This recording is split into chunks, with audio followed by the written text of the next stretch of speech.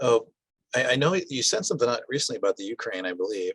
Mhm. And I wondered if you could, from perspective in Berlin, what you've seen, what the attitudes are there about it and things like that. I'll say that in our regional role, since we've been working more with partners, that includes partners who are in this border region, actually. And Germany is like one country removed in this situation. But so our main focus for a while, along with PMA and Presbyterian disaster assistance and this sort of thing, they've been really trying to get funding to our partners along this border region who are really were and still are, in a sense, dealing with the sort of first reaction. So that's Poland Yeah. and Hungary, Yeah. primarily. Yeah. And so the Poland Lutheran Church, and then in Hungary through the Hungarian Reformed Church, and they're offering a lot of emergency assistance in the border regions. Yeah.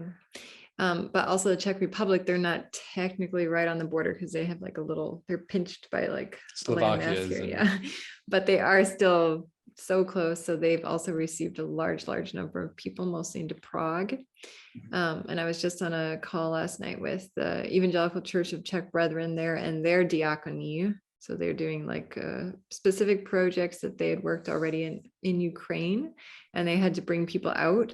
For example, they had to bring out a large number of orphans, I guess, and they're set up permanently now in Germany, in the south of Germany.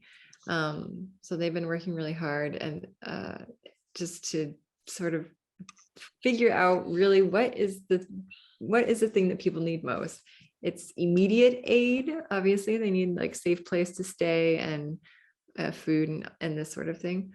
But someone pointed out last night that in regards to language learning, because they're setting up some Czech language classes for those that want to stay, and they said we're really not working with the goal of right now of integration, which is what we always talk about in refugee issues. How well can you work with integration and get people set up in society? In this case, it's really adaptation, because in this case, people don't really know yet where they want to land and still have in mind like they would like to go back, because a lot of cases they left fathers there, they left sons, they left grandparents, they left family. So they don't necessarily want to go that far away or stay out of the country. So it's a very difficult situation that is changing all the time. So we're in these weekly update meetings where we speak with PDA and the UN office, with PCUSA's UN office, and those of us who are working in the region to see what we can do to work with whatever projects or whatever partners are most in need. And that changes often, just based on week to week what's going on. In Berlin, we've seen it mostly in the main train station, which is not so far from our house. And it was in the news a lot, actually, a few weeks ago, just the amount of people, of Germans that went to this train station to meet the trains coming in from Poland, bringing people to offer them housing, to stay with them in their apartments. To help I do remember that. Yeah. It was beautiful in a sense, because Germany has this like because of their own history, they have a real sense of we should be the helpers this time around. And they did a really good job, I have to say, as did a lot of people. They were not the only ones. There's just been a huge outpouring of support in this particular case.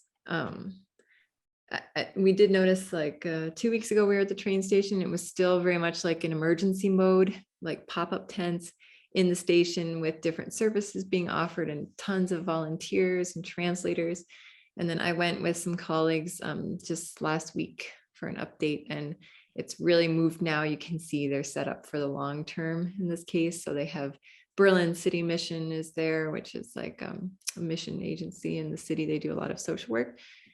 And the German Red Cross is there, and it's really been sort of moved into a more permanent structure, like temporary walls put up where there were tents before, a lot of security out to deal with trafficking issues that were popping up. So it looks good. I don't want to say that it's good, but it looks like they've set themselves up for what they realize is going to be a long-term situation.